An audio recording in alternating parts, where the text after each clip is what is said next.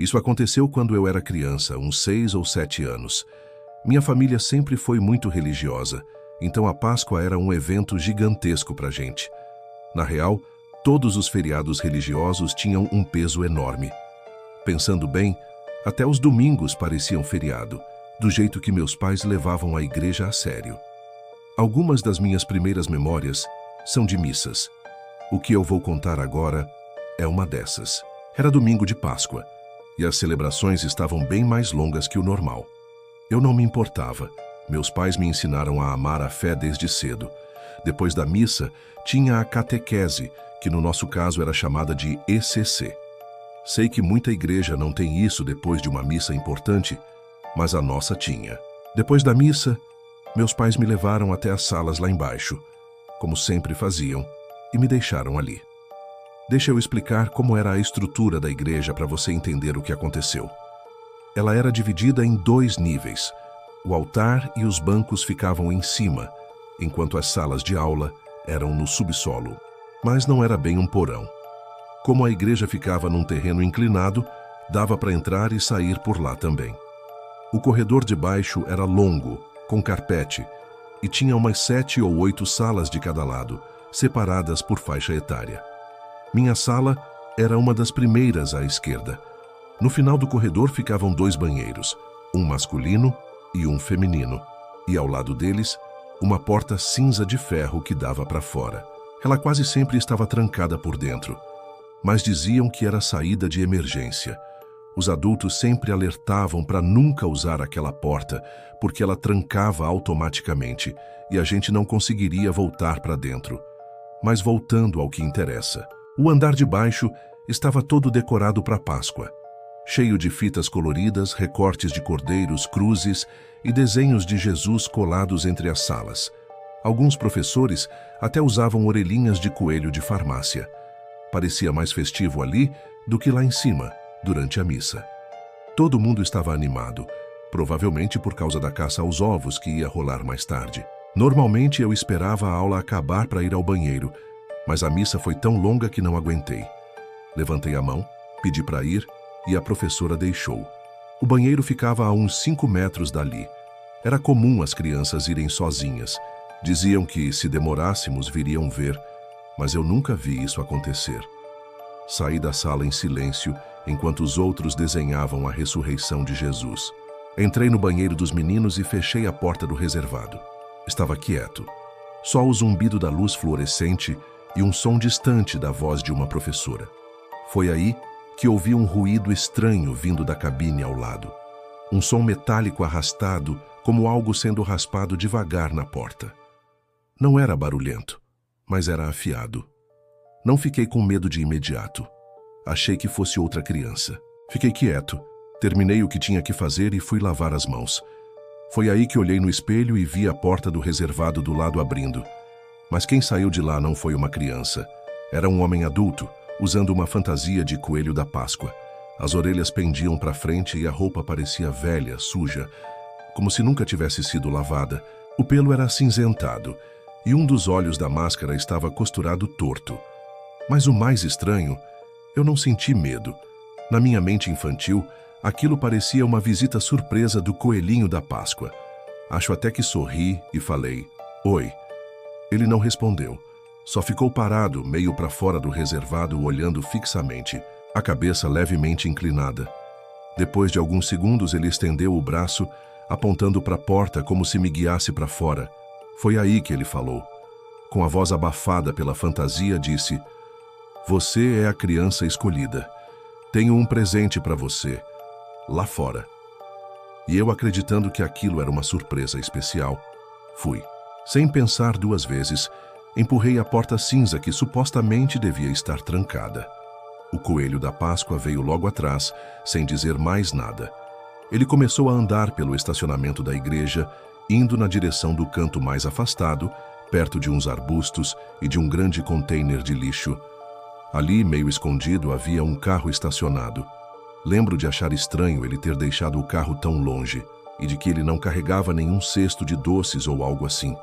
Em determinado momento, ele segurou minha mão. Estávamos mais ou menos no meio do estacionamento quando eu vi outro coelho da Páscoa saindo do carro para o qual ele estava me levando. Na hora parei de andar. Meu cérebro infantil entrou em pane. Olhei de um para o outro sem entender. Eu não tinha visto aquele carro antes, e agora tinham 2 coelhos ali. A sensação mágica evaporou. Aquilo não era uma surpresa, era errado. Até hoje, penso no que aconteceu em seguida como uma intervenção divina. Uma das professoras, acho que se chamava a senhora Helena, estava circulando pelo lado de fora da igreja, talvez checando a preparação da caça aos ovos. Ela olhou para o estacionamento no exato momento em que eu estava sendo levado até o carro. O grito que ela soltou, nunca mais esqueci. Foi o som mais aterrorizado que já ouvi. O homem fantasiado largou minha mão na hora e correu em disparada para o carro. Eu nem pensei. Corri em direção contrária, direto para os braços da senhora Helena.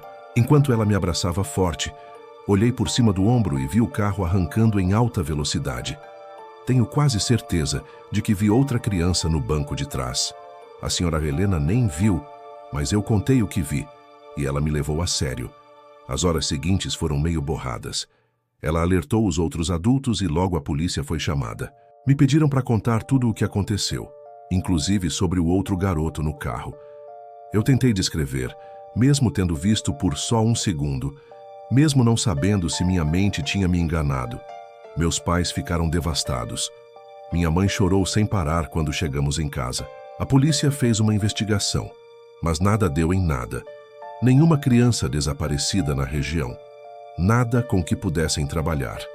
A principal teoria era que quem estava naquela fantasia tinha uma chave da porta dos fundos e ficou ali no banheiro esperando alguma criança entrar. E por puro azar essa criança fui eu.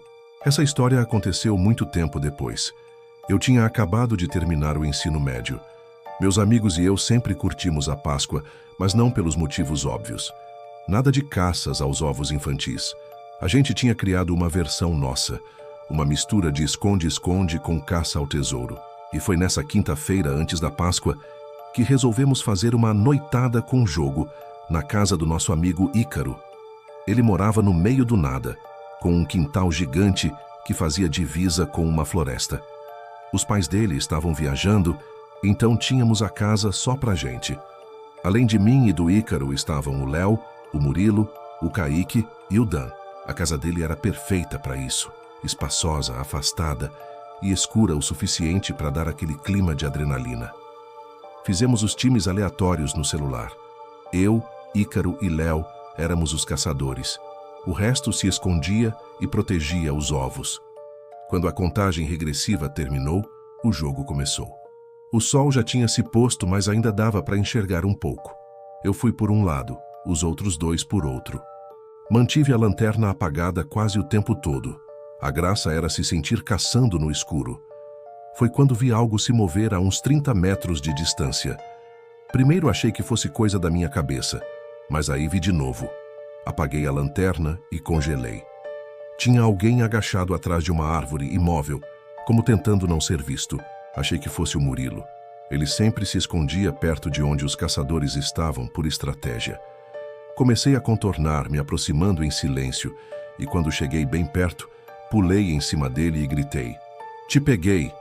Mas quando ele se virou, não era um dos meus amigos. Era um homem adulto, com os olhos arregalados, cabelo lambido para trás e a aparência completamente desfigurada. As roupas estavam rasgadas e o cheiro insuportável.